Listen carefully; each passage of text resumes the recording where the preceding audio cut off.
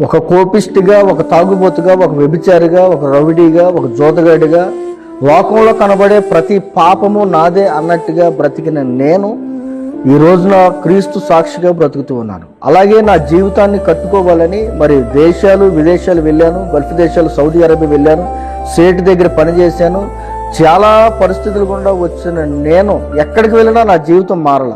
ఒకప్పుడు నా యొక్క పాప జీవితం ఎలాగుండేదంటే, నా భార్యని కొట్టడం, తిట్టడం, ఎదురైన ప్రతి ఒక్కరి మీద రౌడీయిజం చేయడం, స్టేషన్కి వెళ్ళడం, ఇలాగో నా పాస్టర్లు కూడా మారమని నా దగ్గరకు వస్తే వాళ్ళ కాలర్ పట్టుకుని మరీ ఇంకొకసారి మాటలు చెప్తే నీ చర్మం తీసేస్తా అని చెప్పిన నేను ఈ రోజున పరిశుద్ధ బైబిల్ గ్రంథం పట్టుకుని క్రీస్తు సాక్షిగా బ్రతకడానికి ప్రభు సహాయం చేశాడు. మరి అది ఎలా జరిగిందో, ఏ రీతిగా నాలాంటి తాగుబోతూ ఈ రోజున ఒక దేవుని సేవకుడిగా మార్చబడ్డాడో తప్పకుండా ఈ యొక్క సాక్ష్యం చూసి మీరు దీవించబడాలని మరొకసారి ప్రభు పేరు తెలియజేస్తున్నాను. అందరికీ నా ప్రేమ వందనాలు.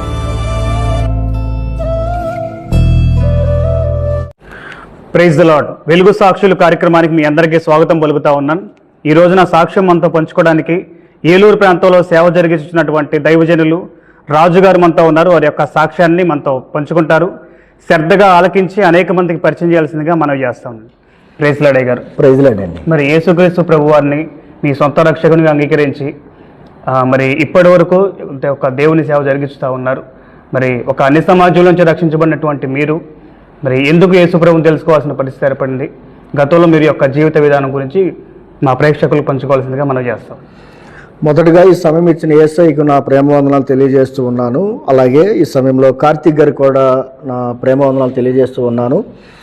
ఈ యొక్క సాక్ష్యాన్ని చూస్తున్న ప్రతి ఒక్కరికి కూడా ప్రభు అని యేసుక్రీస్తు నామములో నా ప్రేమ వందనాలు తెలియజేస్తూ ఉన్నాను. మొదటగా మా యొక్క ఊరు ఏలూరు జిల్లా, ఏలూరు దగ్గరే ఉన్న దెందులూరు అనే స్వగ్రామము మా యొక్క గ్రామము. మా తల్లిదండ్రులకు మేము 3 కుమారులము. మరి సాక్ష్యం చెప్తున్న నా పేరు రాజు, నేను ఇంట్లో ఆఖరివాడిని. మేము యేసు ప్రభువుని నమ్ముకోవడం గల కారణము చెప్తాను. దేవుని వాక్యం సెలవిస్తుంది లూకా సువార్తలో 19వ అధ్యాయం 10వ వాక్యం ప్రకారం, నశించిన దానిని వెదకి రక్షించడానికి మనిషి కుమారుడు ఈ లోకానికి వచ్చెను అనే వాక్యాన్ని అక్షరాల 100% ప్రభు యేసుక్రీస్తు వారు నా జీవితంలో, మా కుటుంబంలో నెరవేర్చారు. నశించిపోయే పరిస్థితుల్లో ఉన్న మమ్మను యేసయ్య రక్షించి ఈ రోజున సజీవ సాక్షులుగా నిలిపినట్లుగా ప్రభుని ఎంతగానో మేము స్తుతిస్తూ ఉన్నాం. మా కుటుంబం యొక్క పరిస్థితి చూసినట్లయితే మొదటగా మేము చాలా పేదరికమైన కుటుంబం. చాలాసార్లు అంటూ ఉంటాం, రెక్కాడితేనే కానీ డొక్కాడదు అనే సామెత ఉంటుంది. 100% కూడా మా కుటుంబం అంతా కూడా మేము కష్టపడితేనే కానీ 3 పూట్ల భోజనం చేయలేనటువంటి పరిస్థితిలో మేము చాలా పేదరికమైన జీవితాన్ని అనుభవిస్తూ ఉన్నాం. పేదరికంలో వెళ్ళిపోతున్న మేము మరి ప్రభుని యేసుక్రీస్తుని అంగీకరించడం గల కారణం ఏమిటంటే, మా అమ్మగారికి మరణకరమైన బలహీనత వచ్చింది. అప్పటికి నా వయసు 13 సంవత్సరాలు. మా అన్నయ్య అలాగే మేము అందరం కూడా కుటుంబం అంతా కూడా మరి మా అమ్మగారిని ప్రతి హాస్పిటల్ అనగా ఏలూరులో ఉన్న హాస్పిటల్లో కావచ్చు, ఎవరో ఎక్కడే చెప్తే అక్కడ తీసుకెళ్ళి మా అమ్మని ఏ రకంగానైనా బ్రతికించుకోవచ్చని మేము శతవిధాల ప్రయత్నం చేయడం ప్రారంభించాం. కానీ తెలీదు, మా అమ్మకి భయంకర పరిస్థితి ఏంటంటే డాక్టర్ గారి దగ్గరికి తీసుకెళ్ళినా సరే వాళ్ళకు కూడా అంతు చెక్కని బలహీనత మా అమ్మగారికి వచ్చింది. ఆ పరిస్థితిలో ఇక మా అమ్మగారు రేపో మాపో చనిపోదామన్న స్టేజీలోనికి మా అమ్మగారు రావడం జరిగింది.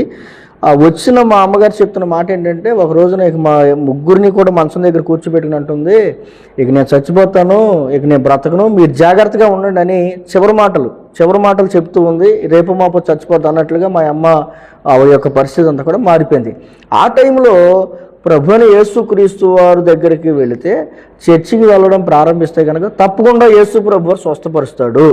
చనిపోయిన వారిని తిరిగి లేపిన దేవుడు, స్వస్థపరిచే దేవుడు, మోగవారికి మాటనిచ్చి, గుడ్డివారికి చూపునిచ్చి, చెవిటి వారికి వినికినిచ్చి అనేక మంది జీవితాలను వెలిగించిన వాడు ప్రభుని యేసుక్రీస్తు అని కొంతమంది మరి దేవుని మందిరానికి వెళ్ళే విశ్వాసులు మా దగ్గరికి వచ్చి చెప్పడం జరిగింది. ఎప్పుడైతే ఈ మాటలు విన్నామో అప్పటికే మేము భయంకరమైన పరిస్థితుల్లో, ఆర్థిక నష్టాల్లో ఉన్నాము, అనారోగ్య సమస్యల్లో ఉన్నాము, కుటుంబం అంతా కూడా చీకటి గృహలో ఉన్నట్టుగా మేము ఎంతో బాధపడుతున్న ఆ పరిస్థితిలో ఆ మాటలు పట్టుకుని మొదటగా మేము చర్చికి వెళ్ళడం ప్రారంభించాం. ఎప్పుడైతే చర్చికి వెళ్ళామో చర్చిలో ఉన్న పాస్టర్ గారు కావచ్చు, విశ్వాసులు కావచ్చు, మా తల్లిగారు బ్రతకాలని వారు ప్రార్థన చేశారు. దేవుడు ఎవరు? యేసు ప్రభు అంటే ప్రార్థన ఆలకించే దేవుడు. నిజంగా చేయబడిన ప్రార్థన ఆలకించి దేవుని కృపలో దేవుని సన్నిధికి వెళ్ళగా దేవుని మహాకృపను బట్టి మా అమ్మగారిని యేసయ్య బ్రతికించి ఇప్పటికీ కూడా ఒక సజీవ సాక్షిగా మా తల్లిగారిని ఉంచారు. ఎప్పుడైతే మా అమ్మగారికి యేసు ప్రభుని నమ్ముకోవడానికి ఆయన దగ్గర రావడానికి మీ తల్లిగారి యొక్క బలహీనత కారణం, మా అమ్మగారి యొక్క బలహీనత కారణం అండి. మా యేసు ప్రభుని నమ్ముకోకముందు అంతకుముందు మీరు ఏ నమ్మకాలు కలిగి ఉన్నారు? మేమేక మాకు కలిగి ఉన్న లోకంలో ఉన్న పరిస్థితులకు ఎవరో ఏది చెప్తే అది చేసే పరిస్థితులు మేము ఉన్నాము. ప్రభుని యేసుక్రీస్తు వారిని అయితే అప్పటి వరకు మేము తెలుసుకోలేదు. అమ్మకే వచ్చిన ఆ బలహీనతను బట్టి మేము దేవుని మందిరానికి వెళ్ళడం జరిగిందండి. వెళ్ళిన తర్వాత దేవుడు కృపలో వెళ్ళిన తర్వాత దేవుడు మా అమ్మలో చాలా బలమైన విశ్వాసాన్ని మా అమ్మ దేవుని ఎడల మంచి విశ్వాసాన్ని కలిగి ఉంది. ఆ విశ్వాసాన్ని బట్టి దేవుడు స్వస్థపరిచాడు. నీ విశ్వాసమే నిన్ను స్వస్థపరచును అనే వాక్యం ఉన్నట్లుగా నిజంగా స్వస్థత కార్యం జరిగింది. ఎప్పుడైతే స్వస్థత కార్యం జరిగిందో మా అమ్మ యొక్క పూర్తిగా యేసు ప్రభు వారు నమ్ముకుని ఎప్పుడు కూడా ఇంట్లో ప్రార్థన చేస్తూ ఉండేది. ఏమనంటే మా నాన్నగారు మార్పు, మేమందరం కూడా మార్పు చెందాలి, అందరం చర్చికి వెళ్ళాలి. యెహోషువ అంటాడు కదా, నేను నా ఇంటి వారు దేవుని సన్నిధిలో ఉండాలి, మేము యెహోవాను సేవించుదాం అన్నట్లుగా అటువంటి విధంలో మా అమ్మ ఆలోచిస్తూ ఉండేది. అయితే ఎప్పుడైతే స్వస్థత వచ్చిందో మేము ఒకటే చెప్పాం, అమ్మ నీకు స్వస్థత వచ్చింది, ఆరోగ్యం వచ్చింది కాదనట్లేదు, దేవునికి ఇవ్వాల్సింది ఏదైనా ఉంటే కనుక మనం ఏ అరటిగాలో లేకుంటే కానుకో కొంత ఇచ్చి దేవుళ్ళని అక్కడితో మనం వదులుకుందాం అన్నట్లుగా చెప్పినప్పుడు కూడా మా అమ్మగారు ఆ మాట అంగీకరించుకుంటే మంచి ప్రార్థన చేసేది, వేకుజామున ప్రార్థన చేసేది. దేవుని కృప ఏంటంటే మా తల్లిగారి ప్రార్థన వల్ల మొదటగా నేను దేవుని సన్నిధికి ఆకర్షించబడ్డా. తర్వాత మా రెండో అన్నయ్య, తర్వాత మా పెద్ద అన్నయ్య, తర్వాత మా నాన్నగారు. ఇలాగున మా తల్లి ప్రార్థన మమ్మల్ని అందరినీ ప్రభుని యేసుక్రీస్తు వారి దగ్గరికి నడిపించింది. మేము ప్రభువులోకి రావడానికి గల కారణం మా తల్లిగారి ప్రార్థనే అండి. ఆ రీతిగా దేవుని సన్నిధికి వచ్చాము. దేవుని సన్నిధికి వచ్చిన తర్వాత చాలాసార్లు అంటూ ఉంటారు, పట్టిందల్లా బంగారం అనే సామెత ఉంటుంది లోకంలో. అలాగున్న సన్నిధిలోకి వచ్చిన తర్వాత దేవుడు ఆశీర్వదించడం ప్రారంభించారు. మా నాన్నగారు వ్యాపారం చేస్తూ ఉంటారు. మా పెద్దన్నయ్య ప్రభుని నమ్ముకున్న తర్వాత 2 సంవత్సరాలకి ఆయన సేవకు పిలువబడ్డాడు. రెండో అనే వీడియోగ్రాఫర్లో ఉన్నారు. నేను కూడా మా నాన్నగారు వెనకాల వ్యాపారానికి సహాయం చేస్తూ ఉండేవాడిని. మా నాన్నగారు చేసే వ్యాపారం మరి మేకల సంతకి వెళ్ళడం, తాడేపల్లిగూడెం దగ్గర మేకలు అమ్మడం, ఇవన్నీ చేస్తుంటారు. ఆయనకి సహకారంగా ఉండడం. అలాగే 2006 సంవత్సరం వచ్చేసరికి మరి నాకున్న ఆలోచన ఏంటంటే డబ్బు బాగా సంపాదించాలి, డబ్బులు సంపాదించుకోవాలి. ఎందుకంటే మాకు అప్పుల్లో చదువుకునేంత స్తోమత లేదు, అవకాశాలు లేవు. ఎందుకంటే పగలంతా కష్టపడి రాత్రి బడిలోకి వెళ్ళేవాళ్ళం. దెందులూరులో ఉన్న ప్రత్యేకత ఏంటంటే నైటీ స్కూల్ జరిగేది. పేద పిల్లలకు ఒక పెద్ద ఆయన పెట్టిన ఏర్పాటు ఏంటంటే చదువుకోలేకపోతున్నారని ఆయన మంచి ఆలోచనతో నైటీ స్కూల్ ఏర్పాటు చేస్తే మేము నైటీ స్కూల్లోనే కొంతవరకు చదువుకోవడం జరిగింది. అయితే నాకున్న ఆలోచన ఏంటంటే డబ్బులు సంపాదించుకోవాలంటే ఏం చేయాలి, ఇంకా మన వల్ల కావట్లేదు, చదువుకునే పరిస్థితి లేదు కాబట్టి అనుకుని మా నాన్నగారు చేస్తున్న వ్యాపారానికి సహాయం వెళ్ళడం, అలాగే అటువంటి వ్యాపారం నేను నేర్చుకోవడం. ఆటో తోలుతుండేవాడండి. 2006 సంవత్సరంలో నేను ఆటో తీసుకున్నాను. ఆటో తీసుకుని దెందులూరు, ఏలూరు బియ్యం కర్రలు తోలుతూ ఉండేవాళ్ళం. అలాగున ఎప్పుడైతే నేను మోటార్ ఫీల్డ్లోకి వచ్చానో అప్పటి వరకు కూడా దేవుని సన్నిధిలోనే ఉన్నాం. ఆదివారం వస్తే మందిరానికి వెళ్తాం, శనివారం మందిరానికి వెళ్తాం, అందరం కుటుంబ ప్రార్థన చేసుకునే వాళ్ళం, అందరూ కూడా ప్రార్థనలో ఎదుగుతూ ఉండేవాళ్ళం. ఆ రకంగా జరుగుతున్న మా కుటుంబం అంతా కూడా హ్యాపీగానే ఉంది. అయితే ఎప్పుడైతే నేను ఆటో తీసుకుని మరి 2006లో ఏలూరు మరి కిరాయిలు అయితే తోలడం మొదలుపెట్టాను, నాకు చెడు సహవాసాలు అలవాటైనాయండి. నేను ఏమని చెప్పాలనుకుంటానంటే జీవితం చాలాసార్లు పాడైపడే కారణం ఏంటంటే చెడు సహవాసాలే. నేను కూడా చెడు సహవాసాలకు అలవాటు పడ్డాను. కుటుంబం అంతా ప్రార్థనలో ఉన్నప్పుడు కూడా నేను చెడు సహవాసాలకు అలవాటు పడి నిదానంగా త్రాగుడికి అలవాటు పడ్డానండి. చిన్న బీరు తాగడం, అలాగున తాగి ఇంటికి రావడం, ఎవరికీ తెలియకుండా అందరినీ మేనేజ్ చేయడం, ఇటువంటి పరిస్థితులు కూడా నా జీవితం వెళ్ళిపోతూ ఉండేది. అలాగున గడిచే కొందుగా మరి మా పెద్దన్నకి వివాహం అయింది, తర్వాత మా రెండో అన్నకి అయిపోయింది. ఇలాగనే జీవితంలో అందరం కూడా ఎవరి దారిని వాళ్ళు స్థిరపరచబడడం జరిగింది. నేనైతే మాత్రం నా జీవితం ఎలాగుండేదంటే సగం లోకంలో ఉండేవాడిని, సగం ఏమో దేవుళ్ళు ఉంటూ ఉండేవాడిని. పరిపూర్ణత లేదు. ఎక్కడా కూడా పరిపూర్ణత లేకపోతే దేవుడు ఎవరిని ఆశీర్వదించలేడు. వాస్తవానికి నా జీవితం కూడా ఆ రకంగానే మారింది. ఇలాగున త్రాగుడు అలవాటు జీవితానికి నేను అలవాటు పడిపోయి డబ్బులు సంపాదించడం నేర్చుకున్నాను. కానీ జీవితం ఎలా కట్టుకోవాలో నేర్చుకోవాలి. చాలాసార్లు ఏమనుకుంటుంటే డబ్బు ఉంటే అన్నీ ఉన్నట్టే అని అనుకుంటాం. కానీ డబ్బు ఉండొచ్చు, లేదంటే మనకి ఏదైనా సకల సౌకర్యాలు ఉండొచ్చు, కానీ దేవుడు లేకపోతే మాత్రం సంతోషం ఉండదు, సమాధానం ఉండదు, ఆ కృప మనం అనుభవించలేం. అటువంటి మార్గంలో నేను చూస్తూ వచ్చానండి. అలాగనే ఏలూరు, దెందులూరు ఈ కిరాయిలు ఏవైతే తోలడం, త్రాగుడికి అలవాటు పడ్డాయి. ఎలా తాగుతూ ఉండేవాళ్ళు అంటే ఎవరికీ తెలియకుండా కొన్ని రోజులు, కొన్ని సంవత్సరాలు గడుపుకుంటూ వచ్చాను. ఆ పరిస్థితిలో ఉండగానే ఇక నేను నిదానంగా చిన్న బీరుతో మొదలెట్టి నేను మందుకు అలవాటు పడిపోయాను. ఫుల్ తెచ్చుకుని ఒక రాజిస్టర్ కేసు ఫుల్ తెచ్చుకుని మాకు తెలిసిన ఆయన ఇంటి దగ్గర పెట్టుకుని అక్కడ తాగుతూ ఉండేవాడిని. ఇలాగున ఉట్టి తాగుడేనా లేకపోతే వేరే అలవాట్లు కూడా అట్లా? ప్రజెంట్ ఒక త్రాగుడు అనే అలవాటు ద్వారా నేను అన్నిటికీ అలవాటు పడిపోయాను. అలాగని తాగడం ప్రారంభించాను. దెందులూరులో తాగడం ఇలా చేయడం ఇవన్నీ జరుగుతుంది. అయితే మా తల్లిదండ్రులు ఏమనుకున్నారంటే, చాలాసార్లు ఏమనుకుంటారంటే, పిల్లలను చూసిన తల్లిదండ్రులు అనుకుంటారు, వయసుకు వచ్చిన కొడుకుంటే కనుక ఏమనుకుంటారంటే పెళ్లి చేస్తే కనుక మార్పు చెందుతాడు, చాలాసార్లు పెళ్లి చేసేస్తే ఒక పని అయిపోద్ది, లేదంటే కనుక ఎక్కడితో ఒక ఇంటికి కట్టపెట్టేస్తే కనుక మన గొడవ వదిలిపోద్ది అని అలవాట్ల నుంచి మానిపించాలని కొంత, బాధ్యతలు పెరిగితేని కొంత. ఈ రెండింటి మధ్యలో వాళ్ళు ఏం చేశారంటే, మరి నాకు 2008వ సంవత్సరంలో వివాహం చేయడం జరిగింది. కేవలం వాళ్ళ యొక్క మంచి ఉద్దేశం ఏంటంటే, నేను కూడా బాధ్యత కలిగిన వ్యక్తిగా ఉండాలి. పెద్దోడు రెండోవాడు ఇద్దరు బాధ్యతగా ఉన్నారు, వాళ్ళ కుటుంబంలో మంచిగానే బ్రతుకుతున్నారు, వీడు ఇంటికి చిన్నోడు అయ్యుండి ఇలా చేస్తూ ఉన్నాడు, దేవుడు ఎంతగానో మమ్మల్ని దీవించాడు, అయినప్పుడు కూడా ఇలాగ మారిపోవడం వాళ్ళకి ఎంతగానో బాధగా ఉంది. అప్పటికీ పెద్దనే సేవకు పిలువబడ్డాడు, ఇటువంటి మంచి కుటుంబంలో ఉన్న వీడు ఇలాగ ఎందుకు ఇలాగ అయిపోతున్నాడని వాళ్ళు ప్రార్థన చేసేవాళ్ళు. అలాగే బాధపడుతూ నన్ను మార్చే ప్రయత్నంలోనే త్వరగా పెళ్లి చేయడం జరిగింది. 19 సంవత్సరాలకే మరి 2008వ సంవత్సరంలో ఏప్రిల్ నెల 28వ తారీఖున వివాహం చేయడం జరిగింది. అయితే అప్పటికే నాకు తెలియకుండా నేను డైలీ ఫుల్ తాగే వ్యక్తిగా మారిపోయా. ఫుల్ అంటే 4 క్వార్టర్లు ఉంటాయండి. అలాగున్న త్రాగుడికి నేను అలవాటు పడిపోయాను. ఒకటి డబ్బులు సంపాదిస్తూ ఉండేవాడిని, రెండోది తాగుడికి అలవాటు పడిపోయాను.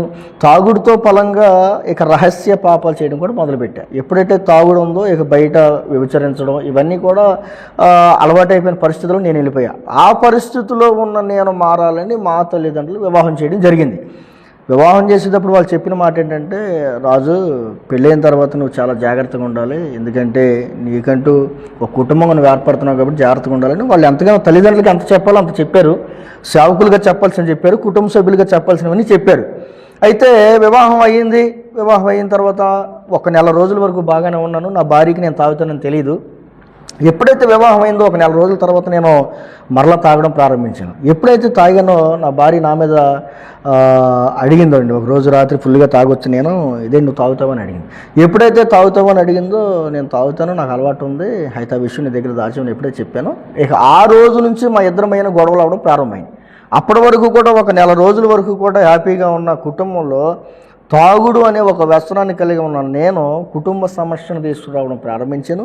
మా ఇద్దరికీ కూడా విపరీతంగా ఘర్షణ, గొడవలు అవ్వడం మొదలైనవి. గొడవలైన ప్రతిసారి కూడా నా యొక్క థియరీ ఎలాగుంటుందంటే, తాగేవాళ్ళు చాలామంది ఉంటారు, కొన్ని రకాలు ఉంటారు. పగలంతా కష్టపడి తాగేవాళ్ళు ఒక రకం అయితే, తాగుడే పనిగా పెట్టుకుని తాగేవాళ్ళు కూడా ఉంటారు చాలామంది. నేనేం చేసి ఉండంటే, తాగిన తర్వాత ఒక 90తో మొదలు పెడతాను పొద్దున్నే, తాగిన తర్వాత ఇక ఫుల్ తాగే వరకు వదలను. తాగుడు తాగి సాయంత్రం ఇంటికి వచ్చి నా భార్య నేను చిత్రహింసలు చేయడం ప్రారంభించాను. ఒక మాటతో చెప్పాలంటే ఒక సైకో అనమాట, ఒక సైకో నాలెడ్జ్తో నా ఉండేవాడిని. నేను ఇంటికి వస్తున్నాను అంటే నా భార్య ఇంట్లో ఏదో ఒక మూల మంచం కింద పడుకుని దాక్కునేది, అంత భయంకరంగా కొట్టేవాడిని. బెల్ట్ తీసి కొట్టడం ప్రారంభిస్తే కనుక 2 చేతులు ఇలా దండం పెట్టి, అయ్యా చచ్చిపోతానయ్యా వదిలేయనని ఎంత బ్రతులాడినప్పుడు కూడా నేను ఎంత కనికరం కూడా లేకుండా నా భార్యని కొట్టడం, హింసించడం. ఆ రోజున గొడవైన ప్రతిసారి కూడా చుట్టుపక్కల వాళ్ళు వచ్చి ఇంట్లో ఉన్న సమస్య అంతా కూడా వీధిలోకి వెళ్ళిపోవడం, ఇలాగన మా తల్లిదండ్రులు తలెత్తుకోలేని పరిస్థితికి నేను తీసుకొచ్చాను. దేవుడు నామానికి అవమానం తీసుకురావడం ప్రారంభించాను. సేవలో ఉన్న మా అన్నయ్యకి వాళ్ళకు కూడా నేను అవమానకరంగానే మారాను. ఇలాగున వెళ్ళిపోతున్న ఆ క్రమంలోనే మరి మొదటగా నాకు పాప పుట్టింది. పాప పుట్టినప్పుడు కూడా నాలో ఎంత మార్పు కూడా రాలా.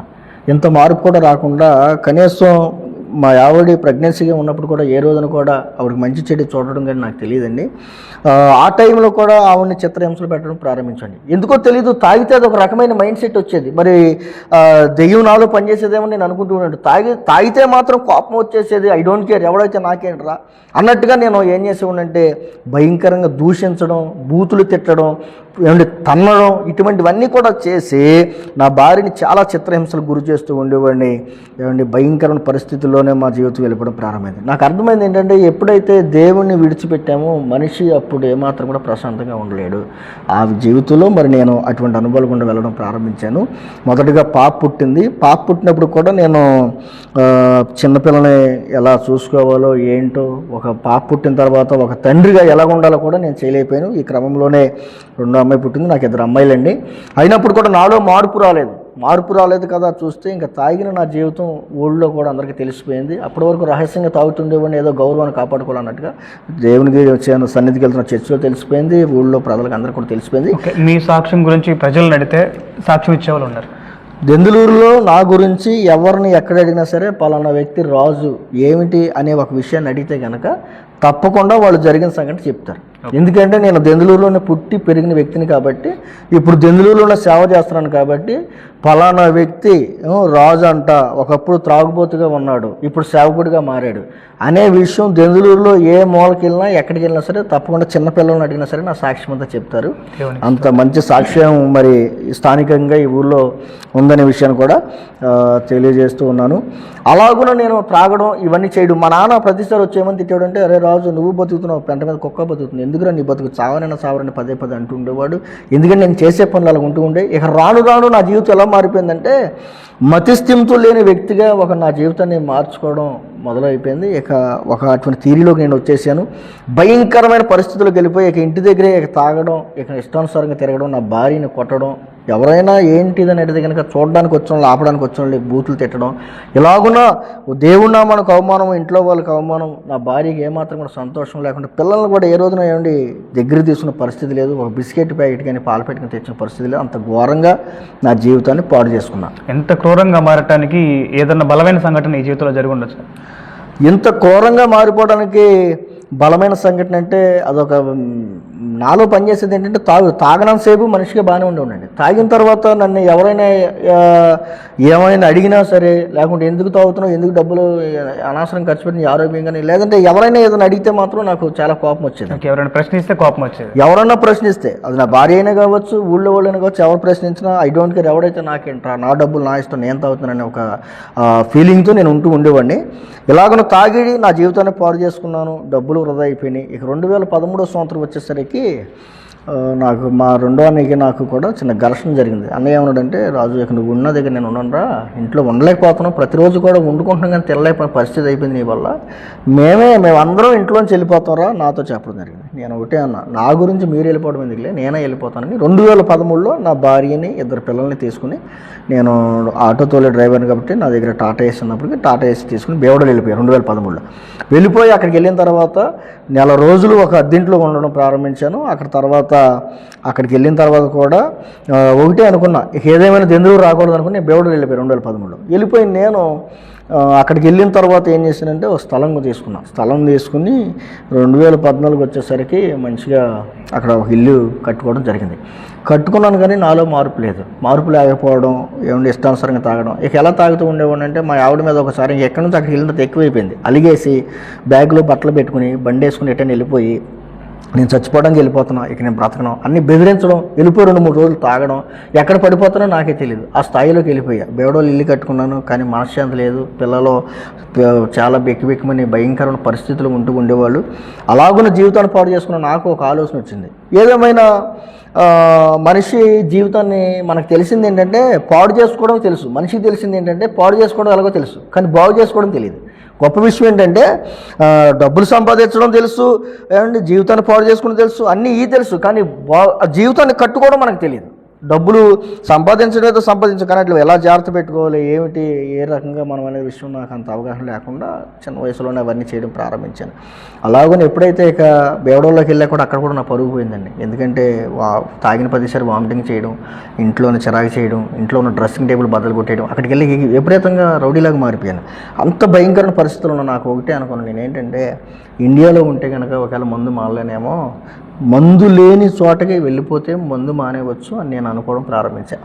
ఎక్కడికి వెళ్తే మందు దొరకదని నేను ఆలోచించడం ప్రారంభించాను. ఒకవేళ కోయిటా వెళ్ళాలా, సింగపూర్ వెళ్ళాలా, దుబాయ్ వెళ్ళాలా, అబుదాబి వెళ్ళాలా, ఎక్కడికి వెళ్తే మందు దొరకదని ఆలోచిస్తే నాకు తెలిసిన సమాచారం, నా ఫ్రెండ్ చెప్పిన మాట ఏంటంటే, సౌదీ అరేబియా వెళ్ళిపోతే కనుక అక్కడ మందు దొరకదు.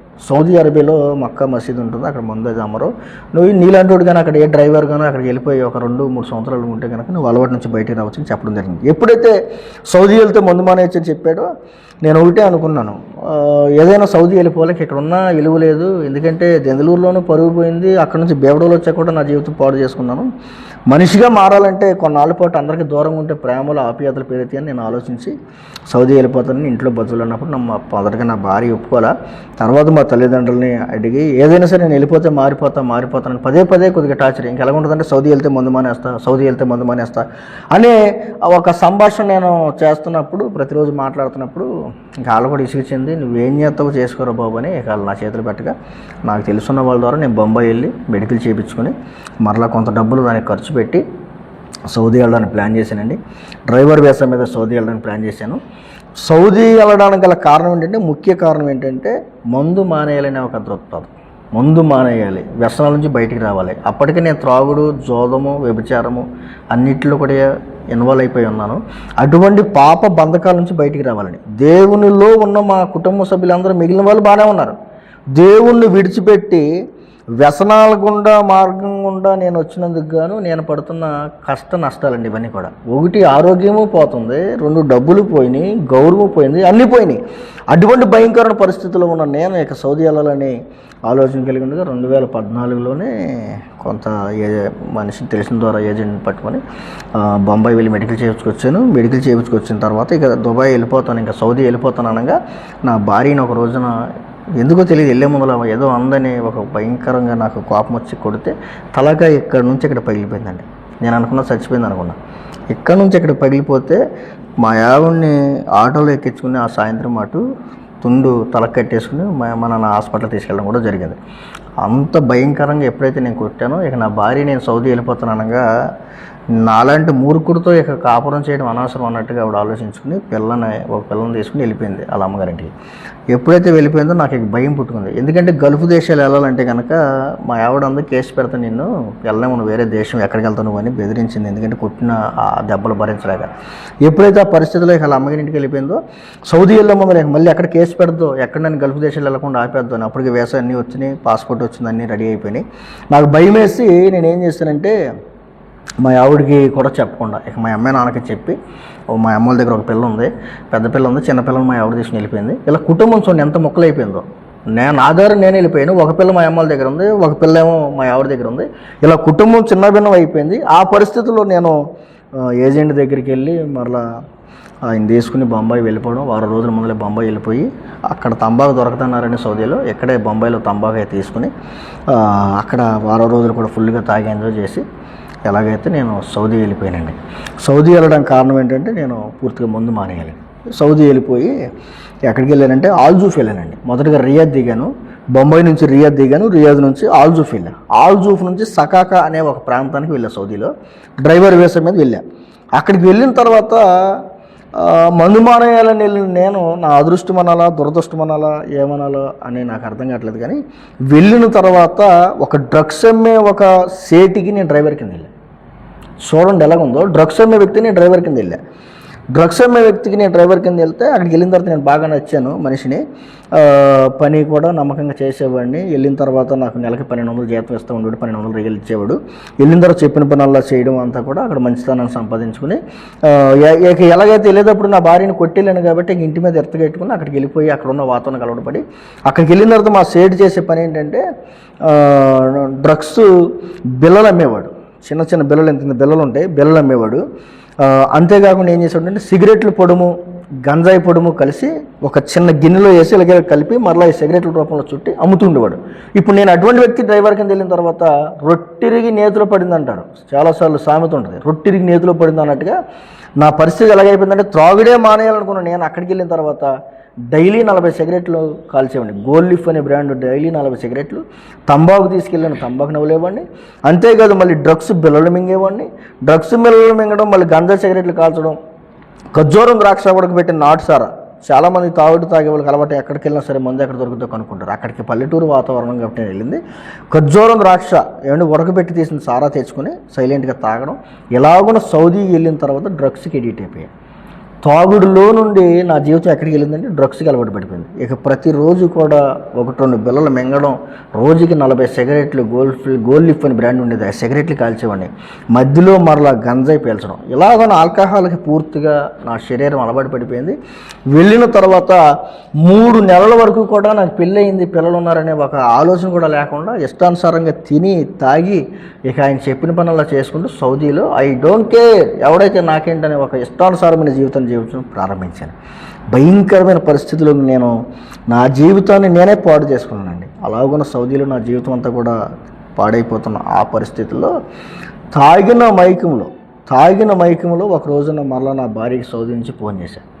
ఎందుకంటే వాళ్ళు చేస్తే మాకు రాదు, నేనే చేయాలి చేస్తే కనుక. ఆ నెంబర్ తీసుకుని నా దగ్గర ఉన్న నెంబర్లో చేసిన తర్వాత నా భార్య ఏడవడం ప్రారంభించింది. అయ్యా, ఇన్ని సంవత్సరాలుగా నన్ను ఎంత హింస పెట్టావు, గర్భిణీగా ఉన్నప్పుడు పొట్ట మీద తన్నావు, పిల్లలు పుట్టినప్పుడు కూడా చిన్నపిల్లలను కూడా చూడకుండా ఏ రోజున కూడా దగ్గర తీసుకోకుండా ఎంత హింస పెట్టావు, ఇన్ని రకాలుగా ఎంతగా నాకు నరకం చూపించావు, ఏ రోజున కూడా నిన్ను వదిలి నేను వెళ్ళలేదు. అటువంటి నన్ను నువ్వు తాగి నా తల బద్దలు కొట్టి చెప్పా పెట్టకుండా వేరే దేశం వెళ్ళిపోయావు, నా పరిస్థితి ఏమైపోద్దని బోరుమని ఏడవడం ప్రారంభించింది. ఎప్పుడైతే బోరుమని ఏడవడం ప్రారంభించిందో నాకు దూరం వెళ్ళిన తర్వాత ప్రేమ పుట్టి ఇక ఏడవడం ప్రారంభించాను. అయ్యో, నాకు పెళ్ళై భార్య ఉండి పిల్లలు ఏమైపోతారు, ఈ రోజు నేను ఇక్కడ చచ్చిపోతే నా పరిస్థితి ఏంటి, డ్రగ్స్ అమ్మే వ్యక్తికి నేను డ్రైవర్ కింద ఉన్నాను, ఏదైనా తేడా వస్తే కనుక గల్ఫ్ దేశాల్లో జైల్లో వేస్తే కనుక నా జీవితం అక్కడ అయిపోద్ది అన్న ఆలోచనలో పడిపోయాను. అక్కడ నుంచి ఇంకా తరచూ నా భార్య ఫోన్ చేసి మాట్లాడడం, కంగారు పడకమ్మ వచ్చేస్తానని. కానీ వచ్చేస్తానన్న పదం పెదాలతో చెప్పడమే కానీ వేరే దేశం వెళ్ళిన తర్వాత పాస్పోర్ట్ వాళ్ళు తీసుకుంటారు. ఏదో హైదరాబాద్ దగ్గర అయితే మనం వెళ్ళి బస్సుల మీద వచ్చేయచ్చు, కానీ మరలా నేను రావాలంటే 2 ఫ్లైట్లు ఎక్కాలి, మరలా ఇండియా రావాలి. ఇంత పెద్ద ప్రాసెస్లో నేనున్నాను. కానీ అక్కడికి వెళ్ళిన తర్వాత అప్పటికే 3 నెలలు చేశాను. తర్వాత 4 నెలలు మా ఎవరితో మాట్లాడడం ప్రారంభించాను. ఇలా మాట్లాడిన తర్వాత ఇంకో నెల గడిచేపటికి మా సేట్కి నేను చెప్పింది ఏంటంటే, ఇలాగ ఎస్ఐహెచ్ పంపిస్తే కనుక నా భార్యను తీసుకొచ్చుకుంటాను అని చెప్పినప్పుడు నాకు సపోర్ట్గా తెలుగు అతను కూడా ఒక అతను పంపిస్తే వచ్చేస్తాడు అది ఇదని కొద్దిగా చేయగా, నేను చేసిన నమ్మకత్వాన్ని బట్టి అక్కడ మా సేట్ నమ్మి సెలవు కొట్టి ఏం చేశాడంటే అక్కడ నుంచి నన్ను ఇండియా పంపించాడు. కరెక్ట్గా నేను 2014 చివరికి వచ్చేప్పటికి, అంటే సంవత్సరం లోపే సౌదీలో ఉంటాను, వెళ్ళడం రావడం అన్నట్టుగానే వెళ్ళాను. అక్కడికి వెళ్ళిన తర్వాత కొన్ని రోజులు జీవితం పాడు చేసుకున్నాను. మళ్ళీ తిరిగి రావడం కూడా ఆలోచన కలిగి ఉండగా మా సేటు మంచితనాన్ని బట్టి పంపించాడు. ఎప్పుడైతే ఇండియా వచ్చానో ఇక ఐ డోంట్ కేర్ ఎవడైతే నాకేంటని ఇలా కాలర్ ఎక్కడేయడం, నా ఇష్టానుసారంగా ఇంకా వచ్చేటప్పుడే జిద్దా నుంచి శంషాబాద్ ఎయిర్పోర్టు ఇలా దిగాను. ఇండియాలో దిగిన తర్వాత ఇక నాకు బాగా వ్యసనాలు ఎక్కువైపోయినాయండి. అక్కడ ఎప్పుడైతే ఇక డ్రగ్స్ అలవాటు పడ్డానో భయంకర మనిషిగా మారిపోయాను. రావడమే అక్కడే సిగరెట్లు మొదలెట్టి ఇంటికి రావడం, వత్తంతో వెళ్ళి మన భార్యను తీసుకురావడం. వచ్చిన 2 రోజుల వరకు నేను బాగానే ఉన్నాను. తర్వాత కొన్ని అనివార్య కారణాల వల్ల, గొడవల వల్ల మరలా నేను దెందులూరులో గొడవలు పెట్టుకోగా నన్ను తీసుకెళ్ళి పోలీస్ స్టేషన్లో కూడా ఉంచడం జరిగింది. అక్కడి నుంచి నేను మరలా బయటకు వచ్చిన తర్వాత నేను ఒకటి అనుకున్నాను, అప్పటికే తాగుడు అనుకున్నాను. నేను డ్రగ్స్కి అలవాటు పడిపోయిన తర్వాత భయంకరమైన వ్యక్తిగా మారిపోయాను. నరాలు షివరింగ్ వచ్చేసిందండి. ఇక ఎలాగంటే నేను ఇలా వణికిపోతూ ఉండే చేతులు. పొద్దున్నే నేను 2 ఇడ్లీ తినాలంటే క్వార్టర్ ముందు నీళ్ళు కలకుండా తాగాలి. ఆ స్టేజీకి వచ్చేసా. ఎందుకు అంతమంది తాగాల్సి వచ్చిందంటే తీసుకున్న మెడిసిన్, డ్రగ్స్ వల్ల నా జీవితం పూర్తిగా ప్రభావితం చేసింది. అలాగున్నా నా జీవితం పాడైపోయింది. దెందులూరులోనే మరి నేను ఎప్పుడైతే ఇక స్టేషన్కి వెళ్ళి బయటకు వచ్చానో నేను మతిస్థిమితం లేని వ్యక్తిగా మారిపోయాను. దెందులూరులోకి నేను కాళ్ళకి చెప్పులు లేకుండా చిరిగిపోయిన బట్టలతో ఒక పెచ్చోళ్ళలాగా తిరుగుతూ, అన్న ఒక 5 రూపాయలు ఉంటే ఉన్నా సిగరెట్ కొనుక్కుంటా, అన్న ఒక 10 రూపాయలు ఉంటే ఉన్నా, అన్న ఒక 90 మందు పంపించానని. ఇదే దెందులూరులో నేను ఏం చేస్తానంటే అడుక్కునే స్థాయికి నేను వెళ్ళిపోయాను. తలకి గుండు గీపించుకుని కాళ్ళకి చెప్పులు లేకుండా రోడ్లు అంటే తిరగడం. ప్రతిరోజు కూడా మా ఇంటి దగ్గర అందరూ వచ్చి నేను చూడడం. ఎందుకంటే ఎక్కడి నుంచి ఎక్కడికి ఇలాగా బొట్లు పెట్టుకోవడం, లేదంటే కనుక ఇష్టానుసారంగా నాకు ఇష్టం వచ్చినట్టు ఎలాగంటే అలాగ చిన్నపిల్లల్ని బెదిరించడం. పెచ్చోడు ఎలాగైతే కేకలు వేసుకుని తిరుగుతాడో అలాగ ఉండేవాడిని. మా నాన్న ఎక్కడైనా నన్ను కొరతాకు వస్తున్నాడు అనుకుంటే కనుక నేను పారిపోతుంటే పిల్లలందరూ కూడా నా వెనకాల రాళ్ళు పట్టుకుని ఎగాడుతుంటే పెచ్చోడా అని అంటుంటే కనుక నేను భయపడిపోయి మా దగ్గరే సినిమా హాల్ ఉందండి, ఆ వెనక చాలలోకి వెళ్ళి పడుకుని పొద్దున్నే బురదలో నుంచి వస్తూ ఉండేవాడిని. ఇలాగనే మతిస్థిమితం లేదు. ఇక నాకు అర్థమైపోయింది ఏంటంటే రేపో మాపో చచ్చిపోతాననే విషయం నాకు అర్థమైపోయింది. ఎందుకంటే తాగేవాళ్ళు మారడమే కష్టమనే ఈ రోజుల్లో డ్రగ్స్కి ఎడిట్ అయిపోయి రోజుకి 40 సిగరెట్లు, తంబాకు, అంత భయంకరమైన పరిస్థితుల్లోనికి తాగుడు, వ్యసనాలు, వ్యభిచారం, ఊబులో అండ్ జోదం ఇవన్నీ కూడా ఒకటి చేశాను లేదని మొత్తం అన్నీ కూడా నా జీవితాన్ని పాడు చేసినాయి. అంత భయంకరమైన పరిస్థితిలో ఉన్నాను నేను. నాకు ఆరోగ్యం పోయింది, ఆకలి చచ్చిపోయింది. ఇక ముందే ఇంకా చివరి క్షణాలు ఎలాగుందంటే, మా నాన్న తీసుకొచ్చి అన్నం తినేటప్పుడు ముందు పోస్తే కనుక తాగుతూ ఉండేవాడిని. ఎందుకంటే తాగకపోతే కనుక నాకు పనిచేసే కదా నరాలు. అన్నం తినే ముందులా మందు తాగాలి, లేచిన తర్వాత మందు తాగాలి. ఇలాగ నిత్యమో ఇక ముందులో నేను భయంకరమైన పరిస్థితులకు వెళ్ళిపోయి షివరింగ్ వచ్చింది.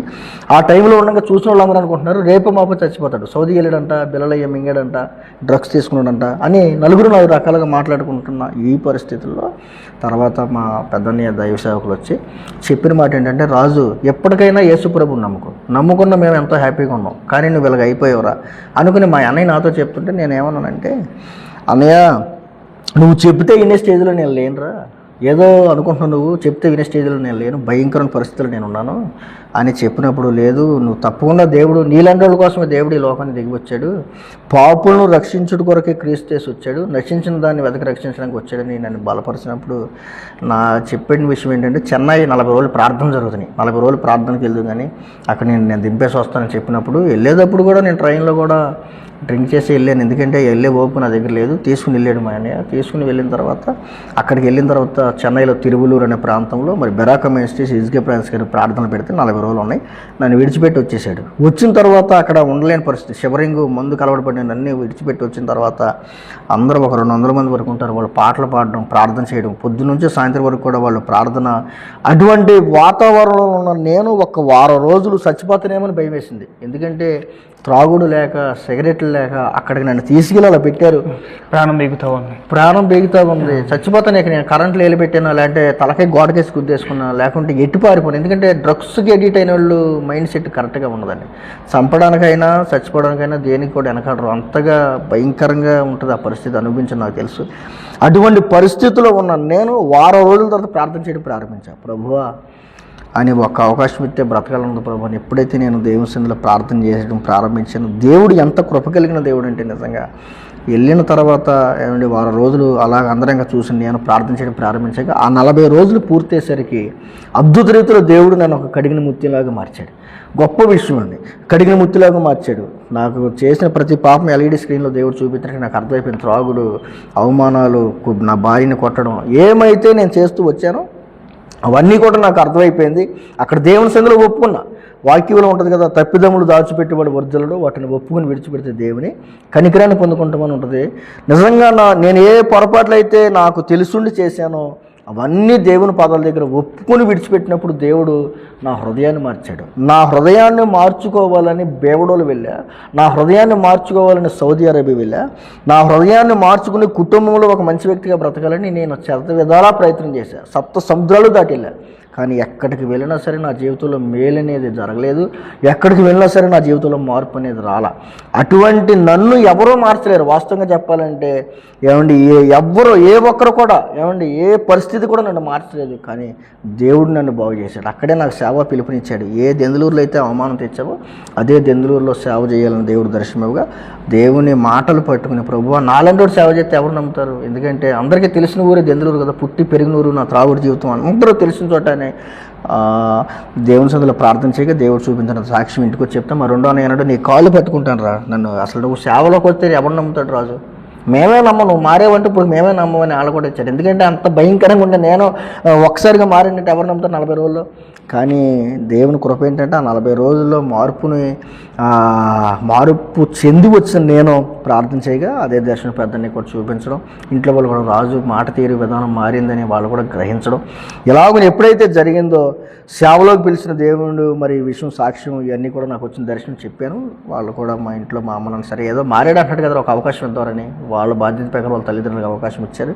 ఆ టైంలో నేను ఇంటి దగ్గరే మా అన్నయ్య స్టూడియో కని కట్టుకున్న చిన్న ఖాళీ రూమ్ ఉంటే అందులో ప్రార్థన పెట్టడం ప్రారంభించాను. పెద్దని వచ్చి ఆదివారం చెప్తుండేవాడు, శనివారం సాయంత్రం నేను వచ్చేయని మాటలు చెప్పేవాడిని. అలాగున్నా అక్కడ సేవ ప్రారంభించిన ప్రభు సహాయం చేశాడు. తర్వాత హైదరాబాద్లో 1 సంవత్సరం పాటు ట్రైనింగ్ నెలలో ఒక 6 రోజుల వరకు జరుగుతుండేది. అలాగున అక్కడ ట్రైనింగ్ కూడా తీసుకోవడం జరిగింది. ఇలాగున దేవుని కృప ఏంటంటే ఎప్పుడైతే నేను మారానో మారిన తర్వాత జరిగిన పరిస్థితి ఏంటంటే నాకంటే ఫుల్గా తాగే డ్రింకర్లో చాలామంది నిజంగా రాజు మారాడంటే కనుక ఇది మనుషుల వల్ల జరిగింది కాదు, నిజమైన దేవుడు ప్రభుని యేసుక్రీస్తు అని వారు కూడా గ్రహించి కొంతమంది నిజంగా సంఘస్థులు ఎప్పటికీ వారు ఉన్నారు. నాకంటే ఫుల్గా తాగి పడిపోయిన వాళ్ళు, అటువంటి అనుభవాలు కూడా వచ్చిన వాళ్ళు నిజమైన సాక్షిగా మరి ఎప్పుడైతే నేను దేవుడిని మార్చాడో వాళ్ళందరూ కూడా సన్నిధి రావడం ప్రారంభించారు. దేవుని సంఘంగా ఏర్పడింది. దేవుని కృపలో కోల్పోయినవన్నీ దేవుడు నాకు ఇచ్చాడు. ఎంత అద్భుతం అంటే నన్ను చూసి అనేక మంది ప్రభువుని నమ్ముకున్నారు. ఈ రోజున అన్నీ కోల్పోయి నేను దెందులూరులో నడి రోడ్ల మీద 5 కోసం 10 కోసం తిరిగిన నన్ను దేవుడు ఈ రోజున బలపరిచి మరి మరలా దెందులూరులోని ఎస్ఎంఆర్ దగ్గర మంచిగా స్థలం తీసుకోవడానికి ఒక మంచి మందిరం కట్టుకోవడానికి ప్రభు కృప చూపించారు. అలాగున ఏలూరులో కూడా మందిరం కట్టుకోవడానికి ప్రభు సహాయం చేశాడు. ఇలాగున ఏలూరు దెందులూరు పరిసర ప్రాంతాల్లో పరిచయం చేయడానికి, అలాగే ఏజెన్సీ ట్రైబల్ ఏరియాలో కూడా సువార్త ప్రకటించడం ప్రభు సహాయం చేస్తున్నారు. ఇప్పుడు ఒక చిన్న మాట, మీరు లోకంలో ఉన్నప్పుడు కోల్పోయింది ప్రభులోకి వచ్చిన తర్వాత పొందుకున్నాయి. ప్రభులోకి వచ్చిన తర్వాత పొందుకుంది ఏంటంటే, ప్రభులోకి వచ్చిన తర్వాత మొదటగా మేము కుటుంబంగా కట్టబడ్డాం. నేను సౌదీ వెళ్ళేటప్పుడు నా పరిస్థితి చూస్తే నా భార్య పిల్ల ఒక దగ్గర, మా చిన్న పాప ఒక దగ్గర. అంటే ఎలాగుందంటే చెట్టుకొకరు పుట్టకొకరు అన్నట్టుగా ఏమైపోయిందంటే కుటుంబ వ్యవస్థ మాకు సరిగా లేదు. కానీ ప్రభు సన్నిధిలోకి వచ్చిన తర్వాత జరిగింది ఏంటంటే కుటుంబంగా కట్టబడ్డాం, దేవునిలో ఉండే ఆనందం. ఒకప్పుడు ప్రతిరోజు మా ఇంట్లో నరకం కింద ఉండేది, ఇప్పుడు మా ఇల్లు ప్రతిరోజు ఆ పరలోకంలాగా ఉంది. చాలామంది ఇంట్లో ప్రతిరోజు ఒక నరకం ఎక్కడో ఉండదు, ఇంట్లోనే ఉంటుంది, నరకం అన్నట్టుగా ఉంటుంది చాలాసార్లు. కానీ ఈ రోజున ఒకప్పుడు నరకాన్ని అనుభవించాం. ప్రభువుని నమ్ముకున్న తర్వాత అనుభూతి ఏంటంటే ఒక చిన్న పరలోకంలాగా మా ఇల్లు ఉంది. నా భార్య అన్న పిల్లలన్న మేము ప్రేమ కలిగి ఉన్నాను. నేను వాళ్ళు కూడా నా మీద ప్రేమ కలిగిన వారు ఉన్నారు, మా తల్లిదండ్రులు ప్రేమ కలిగిన వారు ఉన్నారు, మా అన్నయ్యలు ప్రేమ కలిగిన వారు ఉన్నారు. సంఘం ప్రేమించే సంఘం. వాస్తవాన్ని చెప్పాలంటే అప్పుడు చాలామంది అన్నారు, నీలాంటి వాడు ఉన్నా ఒకటే లేకపోయినట్టు నువ్వు చస్తే బాగుండరని నా ముఖం ముందే అన్నారు. మెడ పట్టుకుని బయటికి గెంటేశారు. నా పరిస్థితి చివరిలో ఎలాగుండేదంటే అన్నం లేక ఇంత అన్నం పెడితే బాగుండు అనుకుని ఒకసారి భోజనాల దగ్గర పడేసిన విస్తరాకుల దగ్గరికి వెళ్ళి కూడా ఈ విషయాలు చాలామంది తెలియదు. విస్తరాకుల దగ్గరికి వెళ్ళి అక్కడ వదిలేసిన ఆహారం తిన్నవాడిని నేను. అటువంటి నన్ను ఈ రోజున దేవుని సేవలోకి వచ్చాక అయ్యగారిని పిలవడం, పాస్టర్ గారిని పిలవడం, ఎంత ఘనత. కోల్పోయినవన్నీ దేవుడు ఇచ్చాడు. ఒకప్పుడు 5-10 కోసం తిరిగిన నేను భయంకర పరిస్థితులు ఉన్న నన్ను దేవుడు విడిపించి కుటుంబాన్ని ఇచ్చాడు, సంఘాన్ని ఇచ్చాడు, ఈ రోజున ఘనతనిచ్చాడు. ఈ రోజున అనేక మంది గౌరవించే వ్యక్తిగా మారాను. మీరు ఇందాక ఒక మాట అన్నారు, నా సాక్ష్యం ఈ ఊరి ప్రజలందరూ చూశారు. ఒకప్పుడు ఎవరిని అడిగినా సరే, చిన్నపిల్లల్ని అడిగినా సరే చెప్తారని చెప్పాను. ఇప్పుడు అదే ఊరి ప్రజలు ఎవరైనా సరే మీ సాక్ష్యాన్ని బట్టి యేసు ప్రభువే నిజమైన దేవుడు అని చెప్పి అంగీకరించిన వాళ్ళు ఎవరైనా ఉన్నారు? మీ సాక్ష్యాన్ని గురించి చెప్తారు, అలాగే నమ్మిన వాళ్ళు అంగీకరించారు. సంఘంలోకి వచ్చిన వాళ్ళు చాలా మంది వాళ్ళే ఉన్నారు. ఓకే, మీ ఊరి ప్రజలే ఉన్నారు? మా ఊరి ప్రజలే, ఇక్కడ ఉన్న ప్రజలే. ఆల్రెడీ మా వీధుల్లో ఉన్నవాళ్ళు, దగ్గరలో ఉన్న వాళ్ళు అందరూ కూడా చూసి ఇప్పుడు కూడా చాలా మందికి ఆశ్చర్యమే. కానీ అలాగ మార్పు చెందిన వారు ఇప్పుడు సంఘస్థులుగా మార్చబడ్డారు. వ్యసనాల్లో ఉన్నవారు, వ్యభిచార ఊబులో, పాప ఊబులో, బంధకాలు ఉన్నవారు, విడిపించబడాలన్నా చాలామంది విడిపించబడలేని వారు. నేను ఎప్పుడైతే మారానో నన్ను బట్టి దేవుని కృపలో కొంతమంది మారి ఈ రోజున ప్రభు సన్నిధిలో వారు కూడా మార్పు చెందడం జరిగింది. ఇలాగన ఒకప్పుడు త్రాగుడు, డ్రగ్స్ నన్ను ఒక పిచ్చివానిగా, ఎర్రివానిగా చేస్తే దేవుడు ఈ రోజున మంచి సేవకుడిగా చేసి అనేక మందికి దేవునికరంగా నన్ను మార్చడం జరిగిందండి. మరి ఎంత మహిమ కలిగిన కార్యాలు యేసుక్రీస్తు వారు చేశారు. మరి ఈ ఇంటర్వ్యూ ద్వారా మరి ఎవరైతే మరి ఇంకా మీరు ఆన్లైన్లో చూస్తున్నారో దయచేసి మీ అందరికీ 2 చేతులు జోడించి మరొకసారి ప్రభు పేరు తెలియజేస్తూ ఉన్నాను. ఏదైనా వ్యసనాల్లో ఉన్నవారు ఉంటే కనుక దయచేసి మీరు దేవుని సన్నిధిలో ఒప్పుకోండి, దేవుడు తప్పకుండా మీకు విడుదలిస్తాడు. అలాగే కుటుంబంలో ఉన్న ప్రతి వ్యక్తి కూడా ఒకవేళ మార్పు చెందని భర్తలు కానీ, మార్పు చెందని సహోదరులు కానీ ఎవరైనా మార్పు చెందిన వారు ఉంటే మీరు ప్రార్థన చేయండి. ప్రార్థన పరిస్థితులు మారుస్తుంది. ప్రార్థన తప్పకుండా అనేక మందికి ఆశీర్వాదకరంగా మారుతుందని తెలియజేస్తూ ఉన్నాను. అలాగనే ఒకప్పుడు నేను పెచ్చవాడిగా ఉన్న నేను ఈ రోజున దేవుని సేవకుడిగా రావడం జరిగింది. సేవలో వాడబడ్డాను. ప్రభుత్వంతో సహాయం చేస్తూ ఉన్నారు. అందును బట్టి ప్రభుకే మహిమ కలుగునుగాక. మరి ఇంతవరకు సాక్ష్యం చూసిన మీ అందరూ కూడా ప్రభునామంలో నా ప్రేమ తెలియజేస్తున్నాను. యేసయ్య మనందరం దీవించి ఆశీర్వదించునుగాక.